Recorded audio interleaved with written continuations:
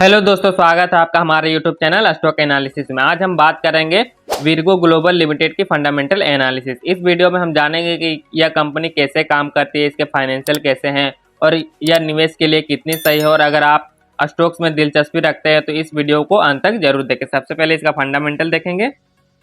Market cap है 9.83 करोड़ का, current price है 9.36, हाई 13.2 और लो 4.97 का। Stock P non active, book value 0.76 का, डिविडेंड 0 का देता है, आरओसी 10.6, आरओई 35 का है, फेस वैल्यू 4 का है, एफआई होल्डिंग 0 का है, पब्लिक होल्डिंग 69 का है, डीआई होल्डिंग 0 का है, कंपनी डेट 2.49 करोड़ का है और प्रमोटर होल्डिंग 31 का है।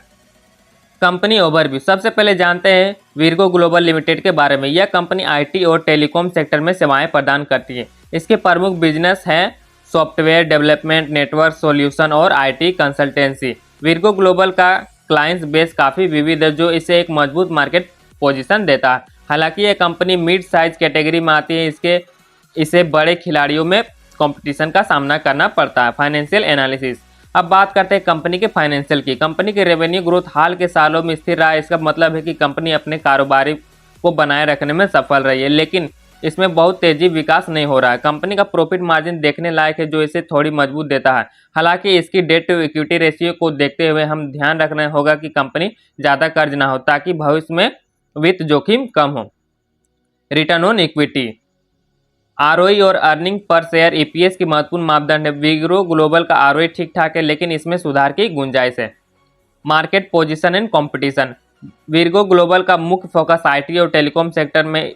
इस सेक्टर में बड़ी बड़ी कंपनी जैसे इन्फोसिस, टीसीएस और विप्रो जैसी कंपनियां मौजूद हैं। इनके मुकाबले वीरगो ग्लोबल एक छोटी कंपनी है, लेकिन इसमें ग्रोथ की संभावनाएं हैं, खासकर मिड साइज प्रोजेक्ट्स में।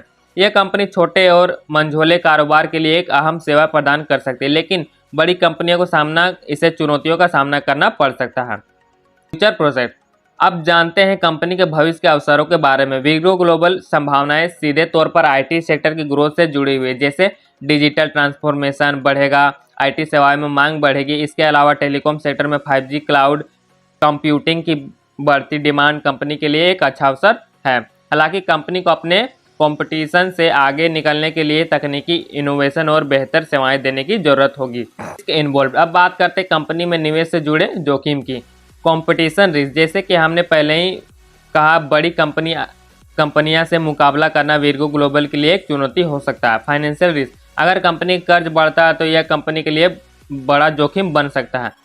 Sector risk. आईटी और टेलीकॉम सेक्टर में तेजी से बदलाव होते हैं। अगर कंपनी इस बदलाव के साथ तालमेल नहीं बिठा पाती है तो इसका असर बिजनेस पर पड़ेगा।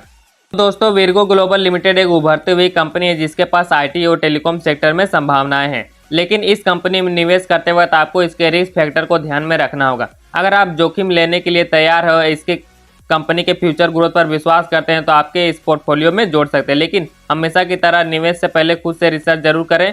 अगर आपको यह वीडियो पसंद आया हो तो इसे लाइक और चैनल को सब्सक्राइब करना ना भूलें।